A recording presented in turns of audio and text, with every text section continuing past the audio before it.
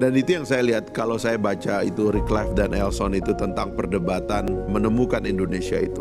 Jadi Indonesia ini kalau Bung Karno dia bilang menggali dari bawah, ini yang mesti dilihat. Penggalian itu dari mana ini semua berasal sehingga lahir 5 sila itu gitu, ketuhanan yang Maha Esa, kemanusiaan dan seterusnya itu.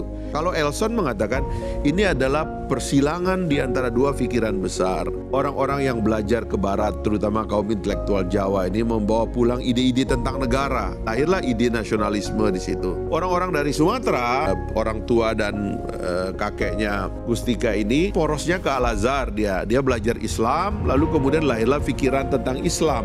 Sehingga kemudian antara Islam dan nasionalisme itulah blended di dalam Pancasila itu. Maka kalau kita lihat Pancasila itu, kita baca di dalam Islam itu ada namanya maqasid syariah, tujuan bersyariat.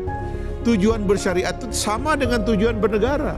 Makanya saya sering mengatakan kalau ada teman-teman Islam yang menentang Pancasila, itu keliru karena sebenarnya syariat itu sama dengan Pancasila pikirannya. Ada yang pertama itu di dalam teori maqasid syariah itu dia bilang hifzuddin, ya, memelihara agama. Ketuhanan yang Maha Esa lahir.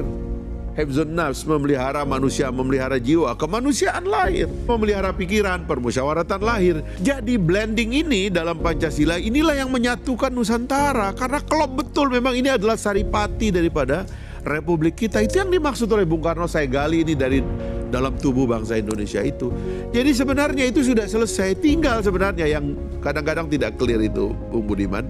Dan ini teori dan teologi yang saya sering ungkap berkali-kali. Kapan orang itu berada di ruang negara? Kapan orang itu berada di ruang agamanya? Kapan orang itu berada di ruang publik? Kapan orang berada di ruang privat? Kalau Anda ingin negara itu melawan agama di ruang privat orang, mustahil itu akan gagal. Ya. Karena intensitas kita dengan agama itu sangat tinggi. Sementara intensitas kita bernegara itu nggak mungkin tinggi. Kita ini bangun pagi itu dengan doa, dengan agama, tidak dengan negara. Nanti mungkin jam 7 kita upacara anak-anak SD sekolah, baru menghafal Pancasila, hormat bendera. Tapi pribadi itu nggak boleh diinvasi oleh negara. Nah ini yang menurut saya, itu saja yang perlu kita clearkan supaya kita jangan konflik terus.